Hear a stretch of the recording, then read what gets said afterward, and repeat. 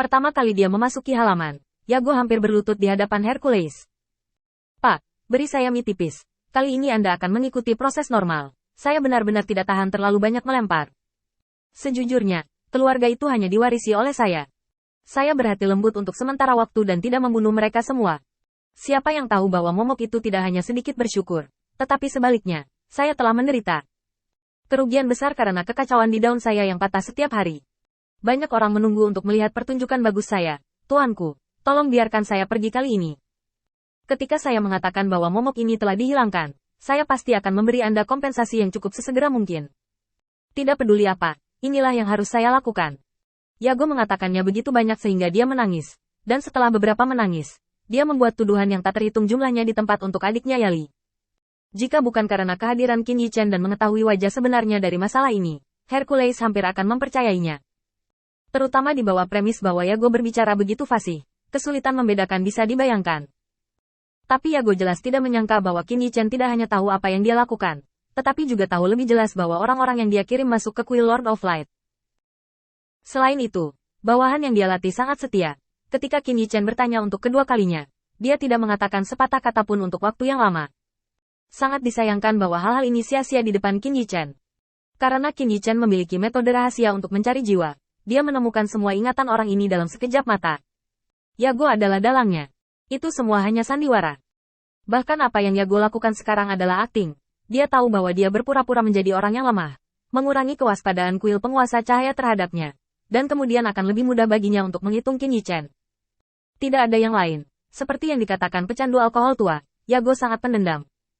Bahkan Qin Yichen diam-diam membantu Yali menyentuh minatnya, yang membuat Yago sangat marah. Tetapi menghadapi kuil penguasa cahaya, dia benar-benar tidak memiliki peluang untuk menang, dan hanya bisa melakukan beberapa gerakan kecil. Selama dia diberi alasan untuk memenangkan pertempuran, dia pasti akan bertarung melawan kuil penguasa cahaya tanpa ragu-ragu. Hercules melambaikan tangannya. Karena kamu sudah mengatakannya, maka anak itu benar-benar pantas mati. Jika tidak, aku akan mengirim seseorang untuk menyelidiki masalah ini, dan kemudian membiarkan penguasa cahaya mengirim seseorang untuk membersihkan pengkhianat di dalam dan di luar keluarga ya. Apa yang kamu katakan? Berpikir, Yago sekarang dalam dilema. Janji. Bukankah ini pengenalan serigala ke dalam ruangan?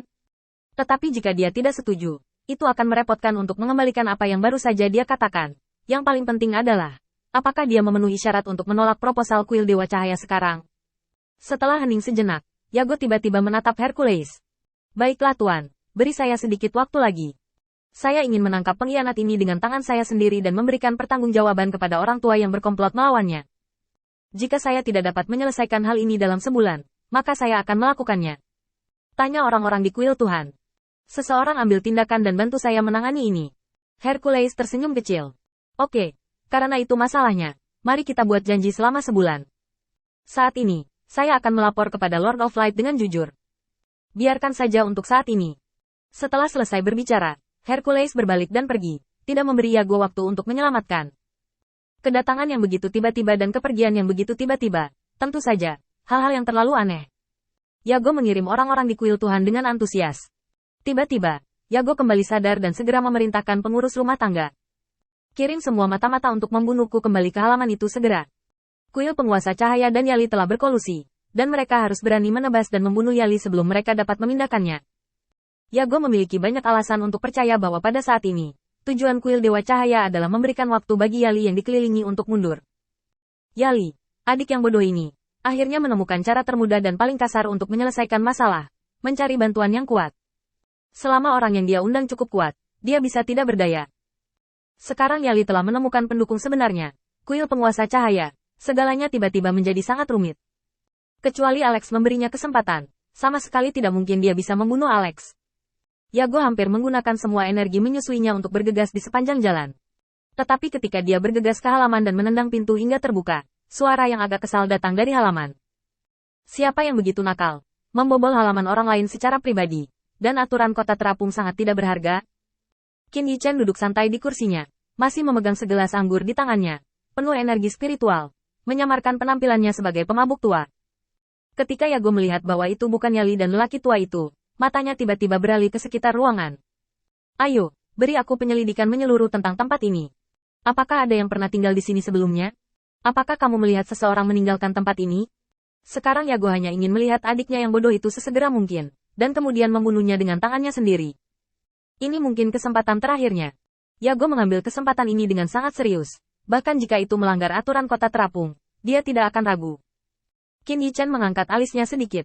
Kenapa? Apakah seseorang memasuki halaman ketika aku mabuk? Saat berbicara, Qin Yichen mengerutkan kening, tampak khawatir dan sedikit takut. Reaksi seperti itu membuat Yago memiliki keraguan untuk pertama kalinya di dalam hatinya. Dia terlalu tenang. Ini sepertinya bukan reaksi untuk diperhatikan oleh seseorang yang telah melakukan sesuatu. Sepertinya dia adalah orang yang tidak bersalah. Dan dia salah paham ketika dia mulai menggerakkan orang banyak hari ini.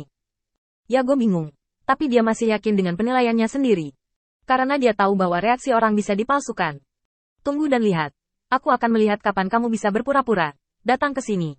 Beri aku penyelidikan menyeluruh di sini. Yago tidak ingin berpura-pura lagi sekarang, dan biarkan dia melakukannya secara langsung. Qin Yichen tidak bermaksud menghalangi sama sekali. Dia ragu-ragu sejenak, tetapi mundur beberapa langkah.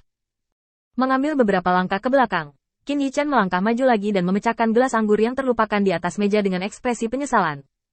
Saya menggunakan semua uang saya yang rusak untuk membeli anggur, dan saya tidak tahu pencuri yang mana. Saya khawatir dia akan kecewa kali ini. Saya tidak punya barang berharga. Di awal pidato Qin Yichen, wajahnya masih sedikit bermartabat, tetapi ketika datang ke belakang, alis Qin Yichen diturunkan, dan jejak kehilangan itu tidak bisa disembunyikan. Di bawah interpretasi Qin Yichen yang hampir sempurna, dia dengan jelas menjelaskan apa artinya tersesat setelah minum. Mengambil gelas anggur dan menyesap lagi, Qin Yichen melambaikan tangannya langsung dan duduk di toples anggur yang kacau dengan ekspresi kecewa. Yago memiliki beberapa keraguan tentang reaksi Qin Yichen, tetapi pada akhirnya dia tidak mengatakan apa-apa. Dia tidak memiliki bukti di tangannya, dan kata-kata Qin Yichen tidak penting. Yang paling penting adalah menyelidiki halaman secara menyeluruh dan menemukan Yali. Pada saat ini, seseorang tiba-tiba bergegas keluar dari ruangan.